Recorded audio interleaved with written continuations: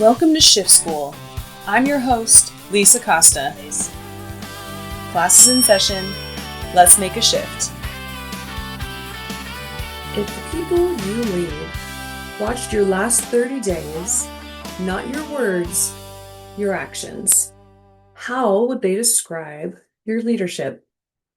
Let's unpack what the definition of a leader is. So I get the opportunity to speak to leaders across all age ranges, across different organizations and businesses. And so when we look at what leadership is, it really is an individual who exercises social influence to enlist the aid and support of others to accomplish a common goal. So leadership is really a mindset of behaviors that align people in a collective direction. So when we look at some research, the Center for Creative Leadership draws on decades of research and says it's a social process that enables individuals to work together and achieve results that they could have never been able to achieve on their own. Now, when I dove into leadership, I was really curious because I see it in books, in articles, blogs, podcasts, all over. I hear the word leadership over and over and over again. I hear it a lot on Instagram. Of course, all of our social medias. Good leader, bad leader, bad leader.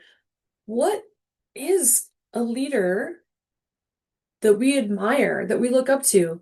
So my question is, think about one person right now that you would say is a good leader. Thinking about that one person, what are some characteristics that they have that you would say, no, that's why I think they're a good leader? What are those characteristics?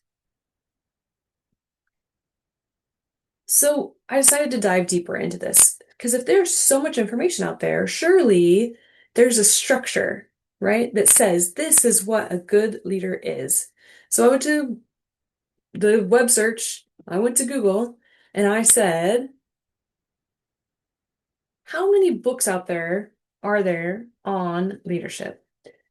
My results was from Amazon. 11,000 new leadership-related books are released every year. That's nearly 1,000 a month in the United States. So that's in the United States. 1,000 a month new leadership books released. Now, Amazon says there's over 57,000 books with leadership in the title or highlighting a vast, growing leadership model. 57,000 books available to you.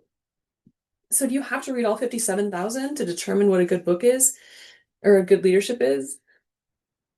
What good leadership is? Excuse me. So what is good leadership? Do we really need 57,000 books to tell us what good leadership is? Or are there some common traits and attributes that we can boil down to look at good leadership? So because I can kind of be nerdy, I pulled out 10 books from trusted leaders, from currently trusted leaders, Simon Sinek, looking at Carnegie, going back several hundred years, back into the 1700s and what good leadership looks like then, to Forbes and USA Today and other publications. And then I looked at empirical reviews and looked at studies. And I put them all of those words, all of those characteristics into a spreadsheet. And I thought, we're going to look at this and there's going to be like 20, maybe 30 key traits, characteristics that make a good leader.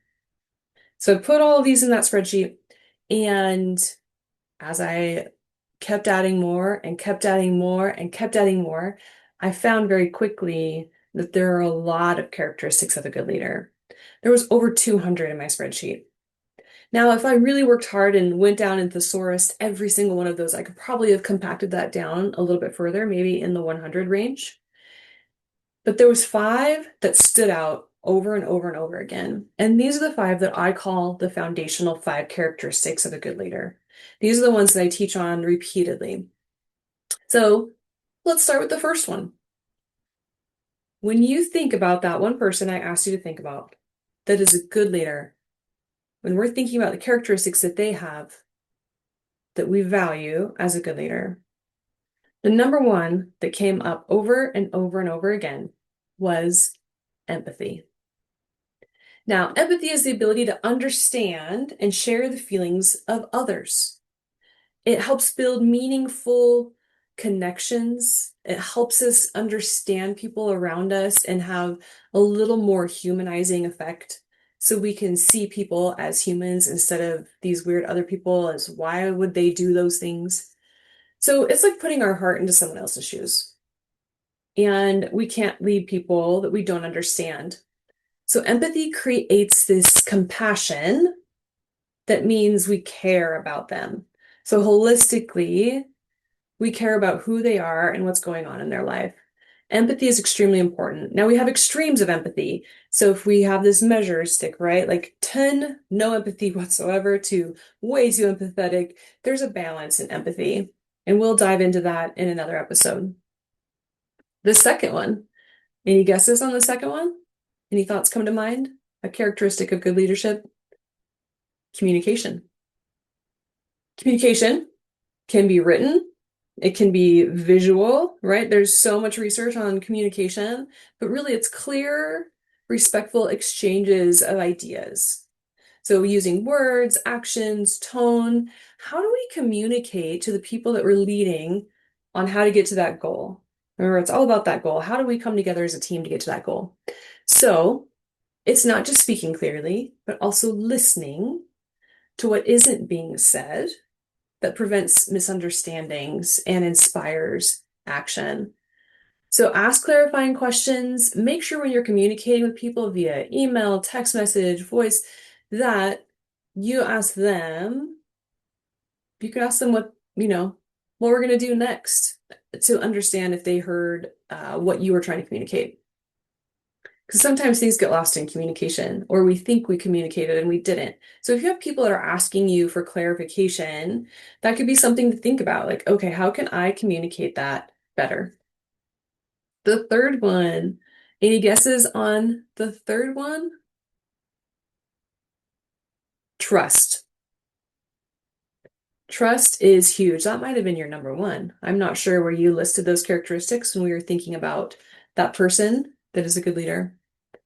Trust is so important. Trust takes a long time to build, but can be lost very quickly. So confidence in the integrity, ability, and reliability of a person.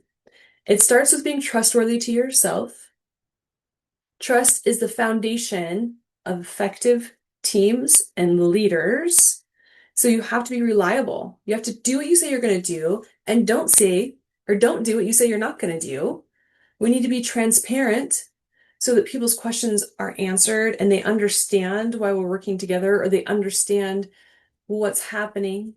But we also have to be consistent. Now, you can be consistently untrustworthy, but that makes it very difficult for a team to come together and want to do what's next. It's like stepping on ground that's shifty, right? When we look at the mud puddle outside, it's raining right now, so that's relatable. How deep is it? How do we even dare step lightly on it? Trust is the same way with our teams and with people that we're leading. If they don't know if they're going to step on that puddle and they're going to fall all the way through, no one's going to step on it.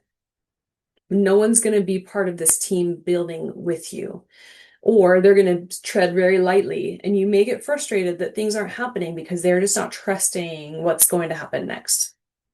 So be honest, be clear, and your own behavior predicts whether you're trustworthy or not. Number 4. Thoughts on number 4? What's surprising is that when I ask people their top 5 and I get to 4 and I ask the crowd, what do you think number 4 is? This one has never been said. And I've taught this well over 20 times. So I'm going to surprise you. Are you ready? Courage. Courage is doing what is right, even when it's difficult. Courageous leaders take initiative and stand up for values. They take small, brave steps consistently. Now, courage can be construed as we're going to stand up for the rights and we're going to fight. And, we go back to that empathy and communication and trust. Courage falls in line with those. If we don't have empathy for where we're standing and what the values we're looking at, it can be construed as just do it my way. It can come out as anger. It can come out as frustration. But courage is really having that empathy, being able to communicate our vision, and then having that trust. Like Brene Brown says, um, you can't have courage without vulnerability. So in order to take courage, you have to be vulnerable. Number 5, vision. How do you lead someone without knowing where you're going? This is personal vision as well. If you don't have a personal vision, how do you know who you are going to show up as? How do you know who you want to be? So vision, painting a clear picture of what could be, fueled with purpose, knowing where you're going. So your choices today are directional, not reactive. Teams don't do well with reactive. That lowers the trust, right? So building that. So vision gives direction and meaning. Vision creates hope. Hope is so important. That may have been one of the 5 were thinking, but vision creates hope. It involves providing a clear sense of direction for the future. So dream big, but you got to share it with your team. Simon Sinek said, great leaders inspire action through vision, not fear. All right, let's look at leadership just a little bit more in depth.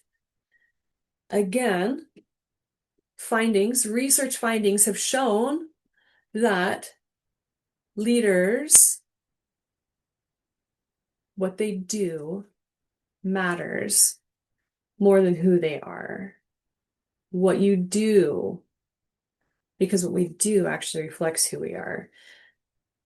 Actions speak louder than words. They want to see us in action. They want to see that we care. They want to see that we know what we're doing. And if we don't, we're going to find the answers. That's the trustworthy part. So further research has looked at so many different areas, but they have really brought it down to 3 main categories. So task-oriented leaders, relationship-oriented leaders, and change-oriented leaders. So out of the 3 of them, which one do you think is the most significant? Yeah, it's relationship. Relationship-oriented leaders have shown the strongest association with those who follow them and higher job satisfaction rates. Isn't that crazy? So, emotional intelligence is huge. And in order to have these 5 foundations, we have to be self-aware and understand our own emotions. We have to be able to regulate our own emotions, and that's self-management. We have to be able to empathize with others. That's the number 1 again, and that's the social awareness. And we need to be able to foster positive interactions. That is that relationship component that builds trust, that helps them buy into our vision when we tell them what our vision is. Emotional intelligence. Leaders with emotional intelligence far succeed others. So it determines how we approach everything.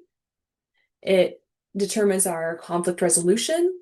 It determines our change management, all of which people need to have. They need to know how to resolve conflict. They need to know when we look at change, what's going to happen. We don't always know, but if I trust the person who's leading, we'll get through it. So another piece of research I looked at was Gallup. Gallup has a lot of leadership information, and they have a framework that they put out for great leaders. And it says what sets them apart is that they build relationships, they develop people, they lead change, inspire others, they think critically, communicate clearly, and create accountability. So when we look at that framework, self-awareness, know our own strengths, then we need to know our people. Are we empathetic? Are we communicating? Do we take courage? Do we have trust built in? And do we have vision?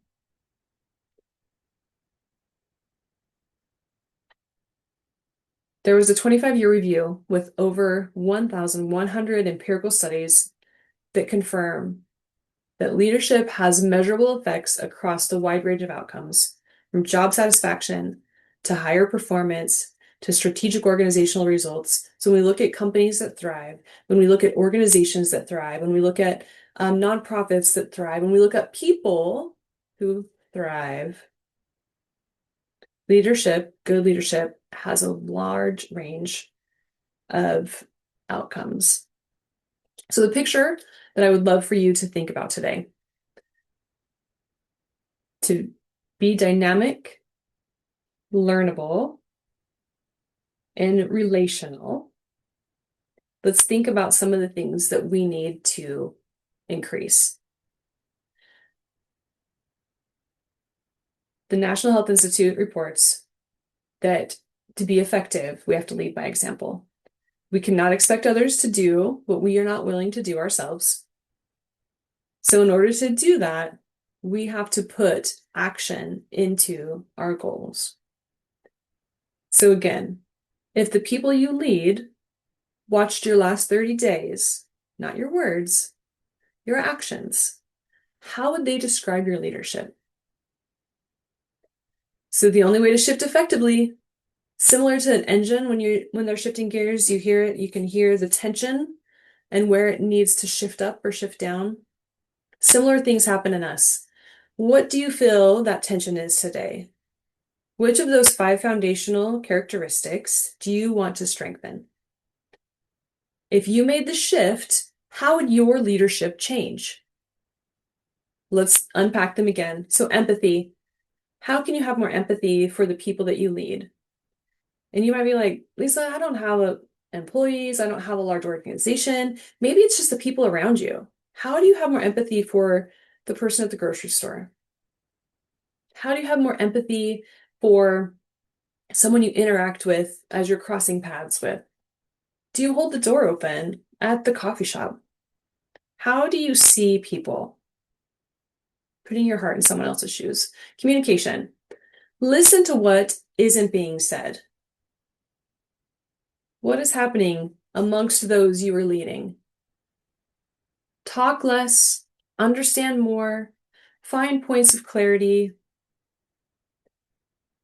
because it builds into trust. Do what you say what you mean. Keep one commitment or one truth this week.